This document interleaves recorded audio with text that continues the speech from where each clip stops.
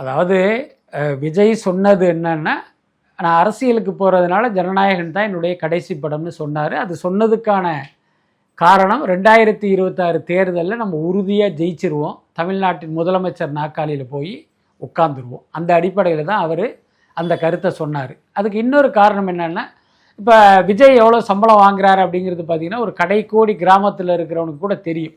Social மீடியாவில் பரவுகிற தகவல்கள்லாம் அந்த மக்கள்கிட்ட போய் சேர்த்துருச்சு. அப்போ ஒரு 250 கோடி சம்பளம் வாங்குகிற விஜய் நமக்காக அந்த சம்பளத்தையே திறந்துட்டு வர்றாரு, அப்போ நம்ம அவருக்கு ஓட்டு போடுவோம் அப்படின்னு மக்கள் நினைப்பாங்க.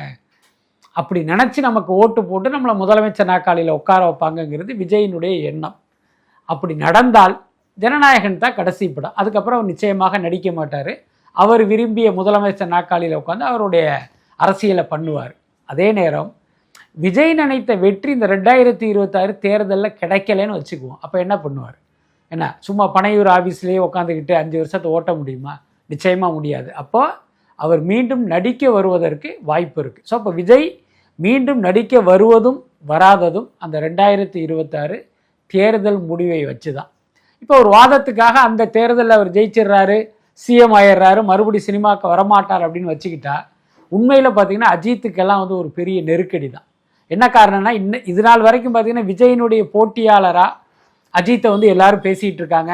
அவருடைய ரசிகர்களே அப்படி தான் நினைக்கிறாங்க. ஆனால் உண்மையில் விஜய்க்கு இருக்கிற வியாபாரம் அஜித்துக்கு கிடையாது. அதே மாதிரி விஜய் வாங்குகிற சம்பளத்தில் பாதி தான் அஜித் வாங்குறாரு. அதே மாதிரி விஜய் படத்தினுடைய வசூல் கிட்ட கூட அஜித் படம் வர முடியாது. இதுதான் உண்மை. ஆனால் இந்த 2 பேருடைய ரசிகர்களும் பார்த்திங்கன்னா 2 பேரும் சமம்ங்கிற மாதிரி ஒரு தோற்றத்தை ஏற்படுத்திகிட்டு இருக்காங்க.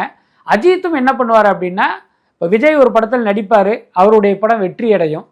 உடனே என்ன பண்ணுவார், அடுத்த படத்துக்கு ஒரு 20 கோடி 25 கோடி சம்பளத்தை ஏற்றுவார் விஜய்.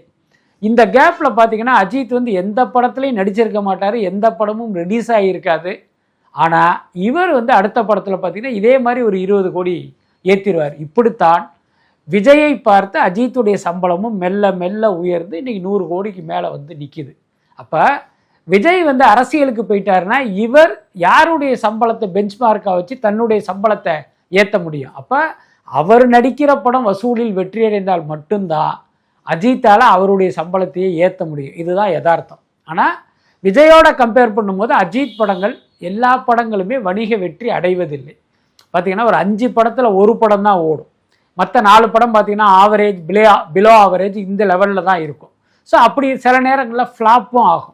ஸோ அப்படி ஆகும்போது நீங்கள் உங்கள் சம்பளத்தை அதிகமாக நீங்கள் கேட்க முடியாது. அந்த சிக்கல் அஜித்துக்கு இருக்குது.